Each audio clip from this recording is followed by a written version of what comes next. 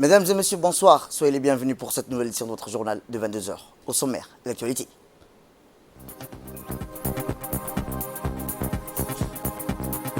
À la une dans l'actualité nationale, clôture de la 8e édition du sommet de TICAD à Tunis. Et enfin, dans l'actualité internationale, une équipe de l'agence de l'UA en route vers la centrale de Sarabouja. C'était les titres. Merci si vous nous rejoignez. Eh bien, je vous le dis dans le titre, le Premier ministre, M. Abdelkader Kal Mohamed, a participé depuis 2 jours aux travaux de la TICAD 8 qui s'est tenue à Tunis, aux côtés de plusieurs chefs d'État et de gouvernement du continent africain. Plusieurs points ont été discutés lors de ce forum économique qui, rappelons-le, s'est clôturé hier, notamment la relance de l'économie africaine et sa résilience dans sa phase post-Covid. Organisé conjointement par le Japon, la Commission de l'Union africaine, les Nations unies, le PNUD et la Banque mondiale. L'objectif principal de cette 8e édition étant d'identifier les moyens de parvenir à la résilience, l'inclusion et l'abondance en Afrique dans un contexte de crise marqué par l'épidémie mondiale du nouveau Covid-19 ou encore sur le réchauffement climatique. La TICAD 8 aspire à promouvoir un dialogue politique de haut niveau entre les dirigeants africains et les partenaires au développement et à mobiliser un soutien pour les initiatives de l'Afrique en vue d'un développement autonome. Rappelons qu'une forte délégation accompagne le Premier ministre, M. Abdelkader Kal Mohamed. Cette conférence économique nippon-africaine à Tunis a initié une forte délégation accompagne le Premier ministre, M. Abdelkader Kal Mohamed. Cette conférence de la TICAD à Tunis, dont le directeur du cabinet du Premier ministre, M. Youssouf Aoulet Farah, l'ambassadeur de Djibouti à Addis Abeba, M. Abdi Mahmoud Aïbé, l'ambassadeur de Djibouti à Paris, M. Aïd Moussa Yahya, l'ambassadeur de Djibouti au Japon, M. Ibrahim Bileh, et le diplomate de Djibouti auprès de l'Union africaine, M. Haroun Ali. Eh bien, dans son discours, le Premier ministre a indiqué que depuis le dernier sommet de la TICAD 7 à Yokohama, le monde dans sa globalité a subi des profonds bouleversements, découlant en particulier des effets néfastes de la pandémie du Covid-19. Même si cette pandémie n'épargne aucun pays au monde, les répercussions des ralentissements des économies, a-t-il dit le Premier ministre, et les fortes perturbations des échanges commerciaux ont particulièrement fragilisé les perspectives de croissance de notre continent. Ainsi qu'au peuple tunisien pour l'accueil chaleureux qui nous a été réservé, ainsi que pour l'organisation exemplaire de ce sommet. Nos remerciements aussi vont au prompt rétablissement à l'endroit de M. Fumio, Excellence M. Fumio Kishida, Premier ministre du Japon, qui malgré les circonstances a tenu à marquer de sa présence virtuelle à cette 8e édition de la conférence des TICAD, qui reste pour nous une plateforme de choix pour échanger sur des sujets d'intérêt commun. Je voudrais aussi saluer la mémoire du Premier ministre japonais Shinzo Abe, qui était reconnu comme un ami de l'Afrique et qui a fortement œuvré pour le renforcement des partenariats. À cet égard, je tiens à réitérer au nom du président de la République, au nom du peuple djiboutien, mon nom personnel, nos condoléances les plus attristées. Mesdames et messieurs, Excellences, depuis le dernier sommet de TICAD de Yokohama, le monde dans sa globalité a subi des profonds bouleversements découlant en particulier des effets néfastes de la pandémie de la Covid. Même si cette pandémie n'a pas épargné aucun pays au monde, les répercussions du ralentissement des économies et de fortes perturbations des échanges commerciaux ont particulièrement fragilisé les perspectives de croissance de notre continent. La pandémie de la Covid-19 et ses conséquences sont venues se greffer aux multiples défis que connaît notre continent, notamment en matière de préservation de la paix, avec la multiplication des conflits armés qui ont fait qu'exacerber cette précarisation des plus vulnérables et ont poussé un nombre important de populations en détresse et en exil. Il est impératif que la communauté internationale, à l'unisson, puisse juguler d'urgence le spectre de la crise humanitaire qui se profile dans plusieurs régions du monde, car l'ONU estime qu'aujourd'hui, 80 pays sont directement confrontés à une insécurité alimentaire liée à la prolifération de conflits armés. À cet égard, mon pays, à l'instar du reste du pays du monde, a dû revoir ses prévisions de croissance à la baisse, prendre des mesures contraignantes mais nécessaires pour mitiger les effets de ces chocs exogènes sur l'économie nationale afin de faire preuve de résilience. Étant un pays côtier, Djibouti est convaincu que la sécurité alimentaire des millions de gens en Afrique repose notamment sur la pêche. C'est pourquoi la lutte contre la pêche illicite ainsi que la préservation de la biodiversité marine demeure une priorité nationale pour notre pays. Mon pays en appelle à l'ensemble de la communauté internationale afin de mettre en place des mesures conjointes afin de résoudre les problèmes auxquels sont confrontés nombre de pays en développement qui résultent de leur fragilité à ces chocs exogènes.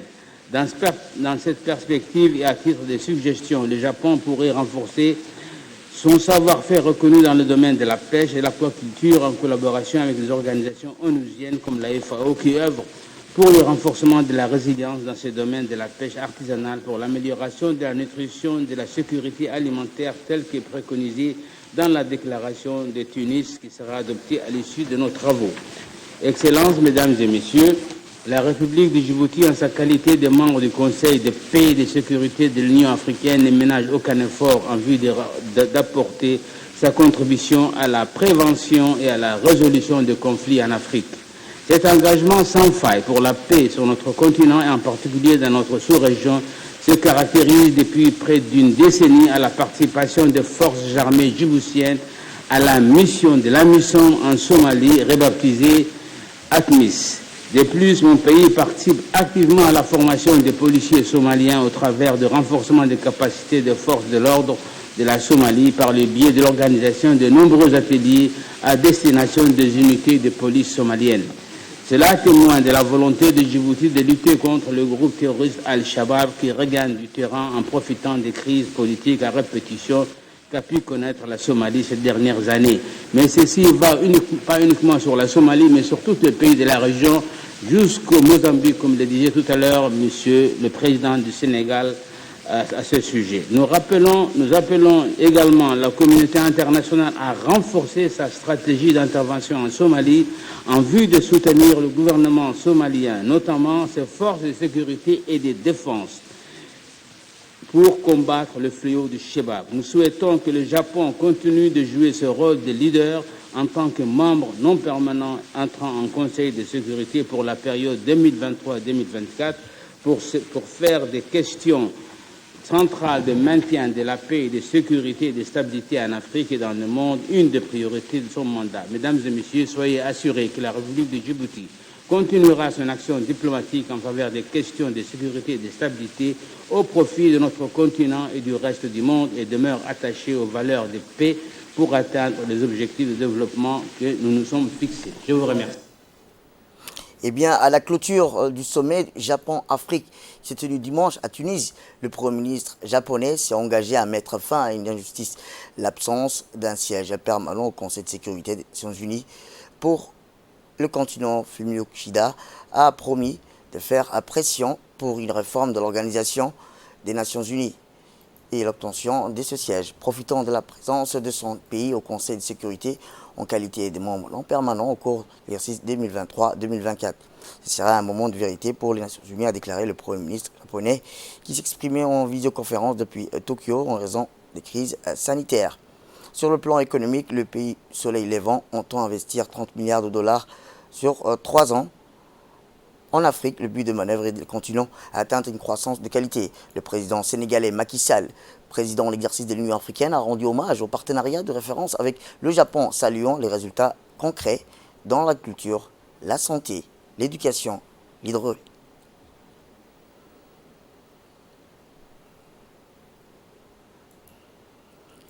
Eh bien, après l'entretien avec son homologue du Japon, le Premier ministre, M. Abdulkader Mohamed, a rencontré le vice-président de la Société financière internationale, M. Sergio Pimenta.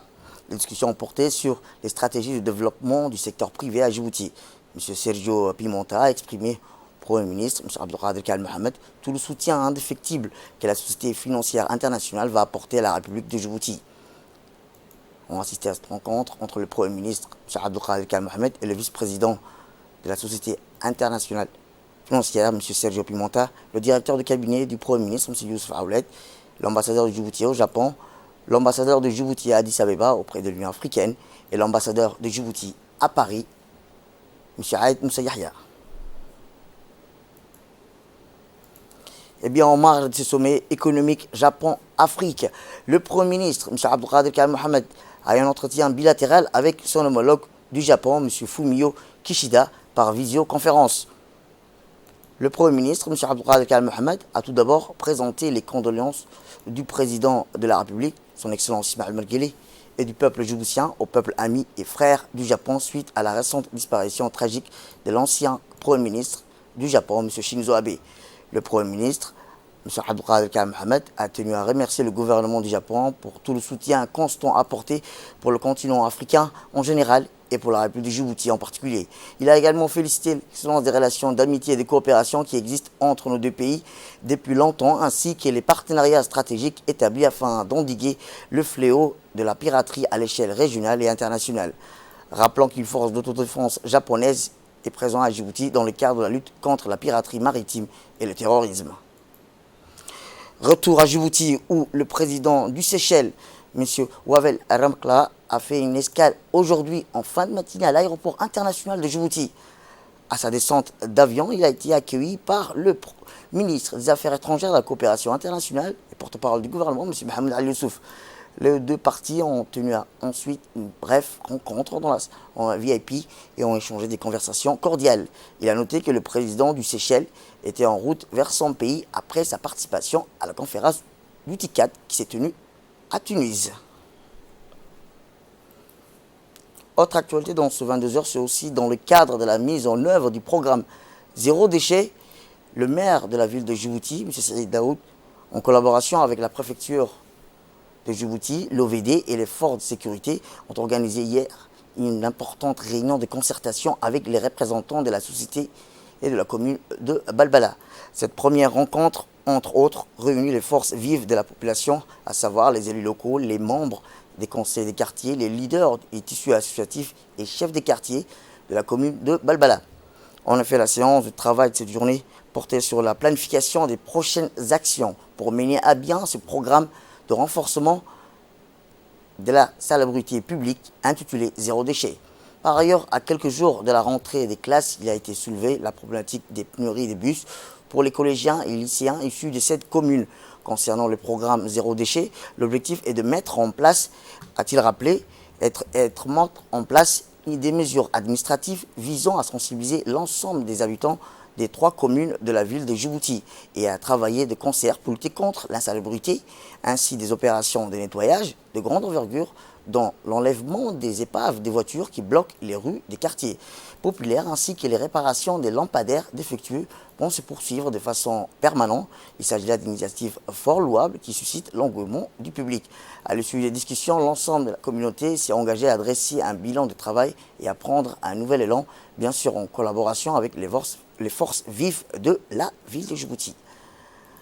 Direction le nord, où l'équipe mobile de la brigade de la douane de Tadjoura ont intercepté dans la journée du 26 août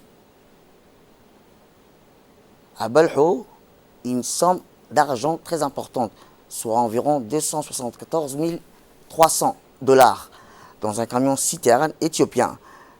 La douane, en collaboration avec la police frontalière d'immigration et les militaires, présidés par le colonel Ali Shahm Daoud, ont intercepté une somme d'argent de plus de 274 300 $. Ainsi, le directeur général de la douane, M. Gouled Ahmed Youssouf, et le préfet de Tadjoura, Hassan Adabale, ont tous deux félicité la police frontalière d'immigration et les militaires stationnés à Tadjoura, présidés par le colonel Ali Shahm Daoud, ainsi que la douane de Tadjoura pour l'interception de cette somme importante. Autre actualité dans ce 22h, dans notre magazine de ce soir, direction le centre-ville, à la découverte des magasins connus pour leur parfumerie orientale, une tendance qui fait son chemin à Djibouti. Des parfums locaux, des mélanges que chaque personne peut faire selon ses préférences, à savoir le oud, le safran ou encore la rose. Ces senteurs sensuelles et fragrances épicées qui recèlent tout un mystère. Nous partons vers ces magasins qui maîtrisent cet art. Depuis quelques années, le cœur de la ville affiche une croissance positive. Djibouti est en pleine mutation. Certaines avenues alignent les restaurants et des nouveaux magasins qui sont bondés toute la soirée. L'apparition des nouveaux magasins a changé le visage du centre-ville aux alentours du mythique restaurant Nil Bleu. Arrivé dans cette rue qui donne direct sur la mosquée Hamoudi inonde les effluves enivrants de différentes odeurs de parfums qui flottent dans l'air et chatouillent les narines de tous les passants. Un véritable délice pour les sens, une curiosité qui pique toute personne à rentrer dans ces magasins. Sur les étagères se bousculent des flacons d'alchimistes qui renferment des odeurs puissantes, des mélanges subtils d'huile et d'arômes qui fusionnent avec des bois de santal, bois d'agar, d'acacia, du musc, du oud, mais aussi des fleurs. في الحقيقة أكثر المعطرات التي لها كثافة كذا يعني مثلا سوق شراء. La plupart des parfums que les clients achètent massivement sont de parfums corporels. Et cela varie aussi entre la saison chaude et fraîche. Durant ces périodes, les gens viennent se procurer de différents parfums à base de mélanges qu'ils ont eux-mêmes faits, que cela soit du oud ou bukhour. C'est une nouvelle tendance qui fait son chemin depuis quelques années. Une autre façon de vendre, faire ses propres mélanges entre ces odeurs, du oud d'Arabie avec de la rose et bien d'autres. Cela fait partie de l'expérience, en d'autres termes, mélanger et assortir les parfums pour créer son propre parfum unique.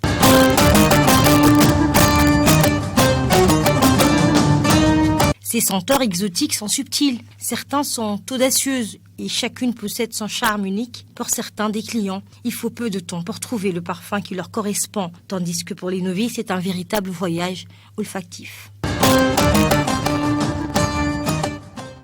Ces parfums traditionnels vendus s'appellent atar, qui ne contiennent pas de la composante d'alcool, comme les parfums venus des grandes marques. Mais ici, c'est le oud et le bakhol, comme ils m'ont appelé encens, qui sont très prisés. Un classique de la parfumerie, fort de son odeur très puissante. Quoi faire tourner la tête des clients qui rentrent dans cette caverne d'Ali Baba. Les gens découvrent ces nouveaux parfums depuis quelques années. Une tendance qui s'affirme. De plus en plus de clients viennent chez nous pour découvrir aussi que cela soit le parfum mélange ou autre.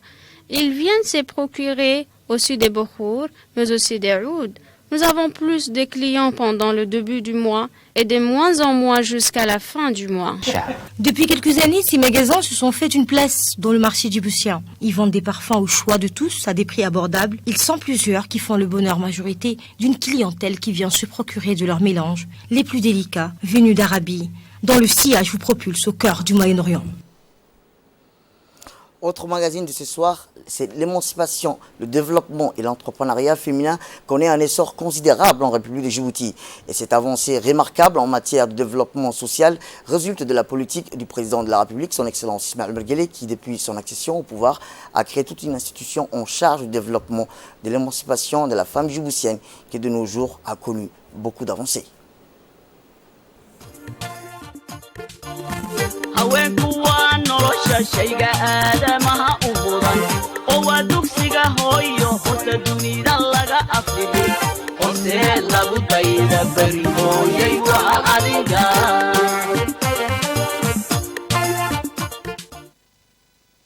L'émancipation, le développement et l'entrepreneuriat féminin connaît un essor considérable en République du Djibouti et cette avancée remarquable en matière de développement social résulte de la politique du président de la République, M. Ismaël Omar Guelleh, qui, depuis son accession au pouvoir, a créé toute une institution en charge du développement et de l'émancipation de la femme djiboutienne qui, de nos jours, a connu beaucoup d'avancées. Cette institution s'est donnée pour mission à développer les opportunités économiques des femmes, à les accompagner lors du montage de leurs affaires, à leur faciliter l'accès aux ressources et à surmonter les difficultés auxquelles sont confrontées les femmes. Et depuis, on assiste à l'apparition de métiers publics ou privés œuvrant à l'autonomisation économique des femmes djiboutiennes. Aujourd'hui, l'emploi féminin à Djibouti ne reste plus concentré sur un nombre limité de métiers et de secteurs professionnels. Les femmes sont représentées dans tous les secteurs. C'est le cas de mademoiselle Saada Moussa Chirdon, qui est une employée de l'agence djiboutienne des routes,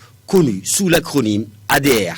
Mademoiselle Saada Moussa Chirdon occupe au sein de l'agence le métier de chauffeur. Et ce n'est nul autre que la conduite des engins lourds, un métier autrefois occupé par les hommes. Au micro de la RTD, Saada nous en dit un peu plus sur son travail et la tâche qui lui a été confiée ce matin-là.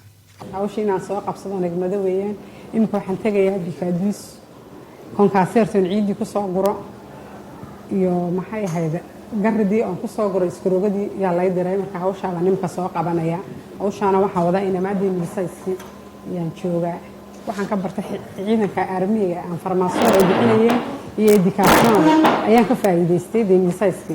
Saada se voit sur les traces de son défunt père qui lui était un chauffeur des véhicules poids lourds. Pour Saada Moussa Childon, occuper ce poste est une succession en quelque sorte et un rêve devenu réalité.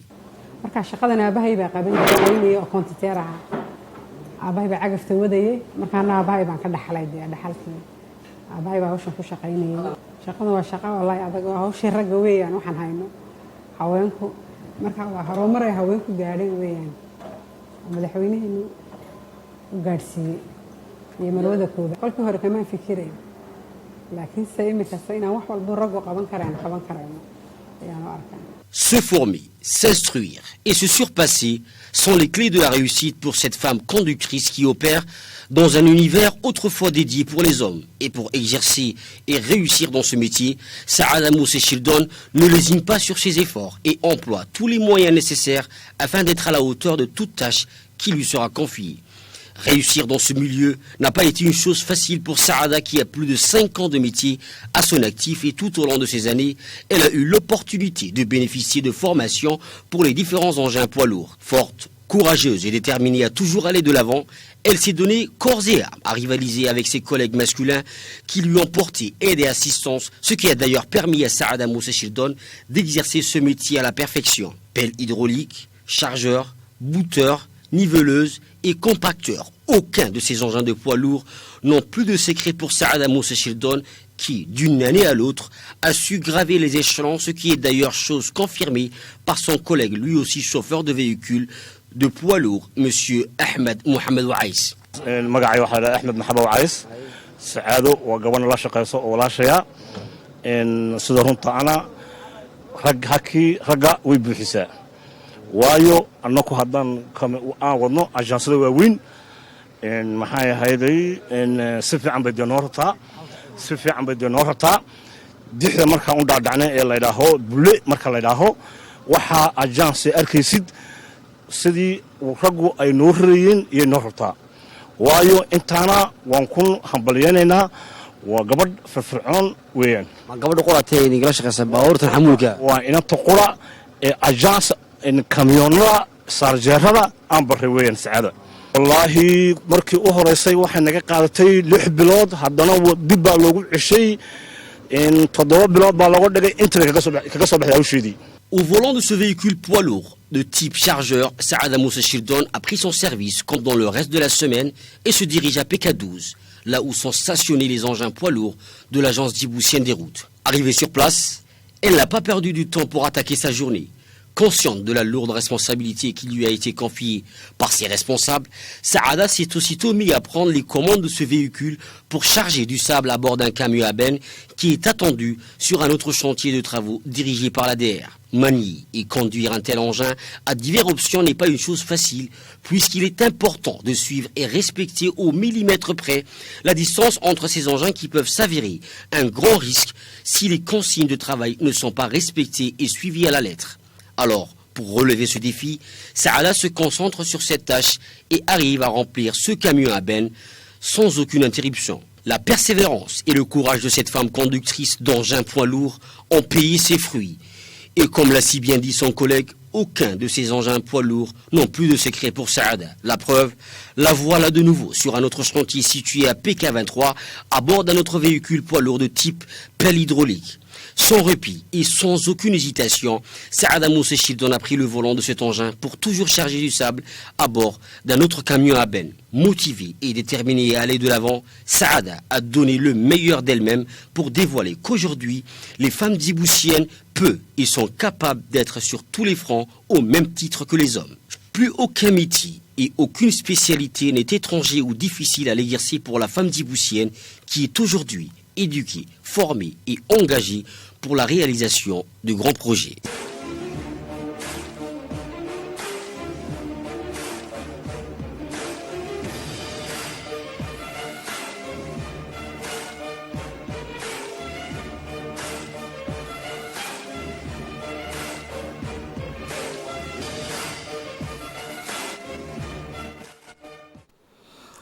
Et dans l'actualité internationale, je vous le dis en titre, le directeur général de l'Agence internationale de l'énergie atomique a annoncé lundi matin être en route vers le central nucléaire ukrainien Zaporizhzhia, cible ces dernières semaines des frappes, faisant craindre le risque d'un accident majeur.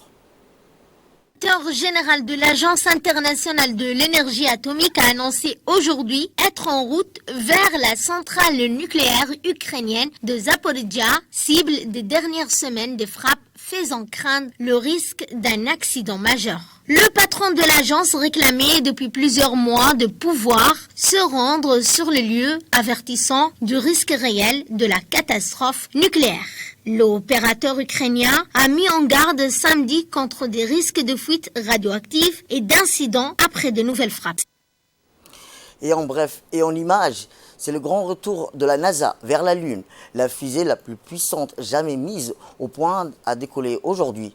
Une mission de 6 semaines dans l'espace, en préparation depuis plus d'une décennie, lancée devant des dizaines de milliers de spectateurs. La nouvelle fusée de la NASA, la plus puissante du monde, doit décoller aujourd'hui pour la première fois depuis la Floride, direction la Lune.